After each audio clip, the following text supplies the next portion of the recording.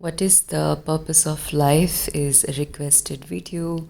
Somebody has requested recently, and I almost shed one tear because how did I get so lucky to have an intelligent question on my channel? But, anyways, this is a very lengthy question, and I'll try to summarize the answer, try to make it as short as I can. All the evolved sages in India have said the same thing so far, unanimously, and that is, we are divine. I want to read out Paramhamsa Ramakrishna's message to humanity, and this is: I am divine, I am none other, I am not subject to grief and bereavement, I am one of the form of the truth, the self-conscious and the eternally present. I am by nature eternally free. His disciple Swami Vivekananda, who is favorite of everybody in India, his last message to the world was, I shall not cease to work even after my passing. I shall inspire men everywhere until the whole world shall know that it is one with the God. All the sages are basically talking about becoming one with the source from where we came from. And if you don't believe in God, think about the place where you have arrived. And this is not about the physical body, this is about the soul. And if you don't believe in soul, then probably this question itself is a wrong question for you. So now question is, how do we become one with a God? And the process will start from knowing your current triggers and limitations.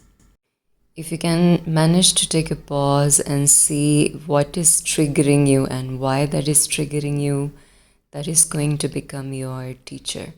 And you will learn a lot from that trigger. You will learn a lot about yourself from that trigger. And by learning about your triggers, you will keep discarding your limitations, and at the end what will remain is the original self, which is what all the sages are talking about. That is just like God. There is no difference between you and the God. You are just not aware about it because you are so entangled in 9 to 5 job, in gaining more pleasure, in achieving more success, in competing with others, and so on. I remember a story where one of the disciples of Ramakrishna Paramahamsa asked him that, where is God? Where do you see God? And he replied, God is where you are sitting on the chair. That chair is God. God is where you have placed your feet. That floor is God. The air you are breathing, that air is also God. So the disciple asked, then why I'm not able to see the God? And he replied, he is trying to show you, he wants to be visible to you, but you are not able to see it because you are too busy either enjoying your life or in despair.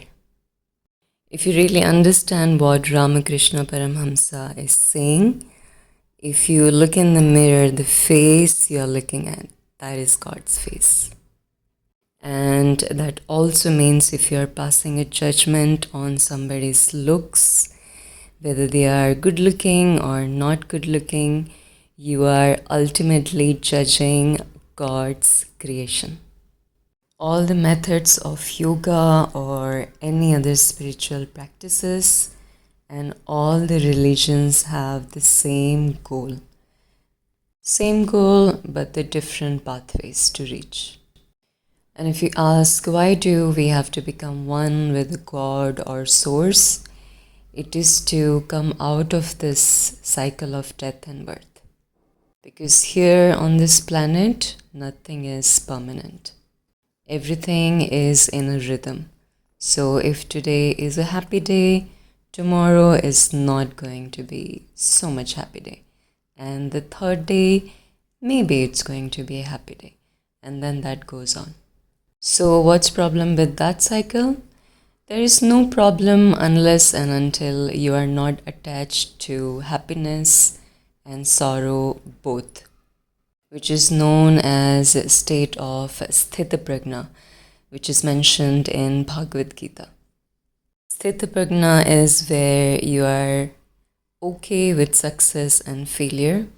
You are okay with praises and disrespect and all the other adversities. But it's a difficult state of mind to maintain. So, how do we maintain that state of mind? That's why we have different yoga practices. That's the tool our sages have given us. And again, that is the whole purpose of practicing yoga. And when I say yoga, we are not talking about physical exercise only. So, to summarize, what is the purpose of life? One, if you love enjoying and indulging in pleasures, you might want to just stay here on this earth, but keep taking millions and millions life cycles, which will consist of a lot of happiness, but a lot of sorrow and traumas also.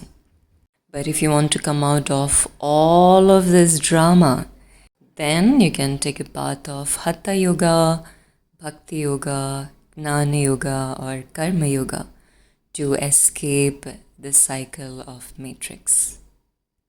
In India, when somebody dies, we chant Ram Naam Satya Hai, meaning the only truth is God.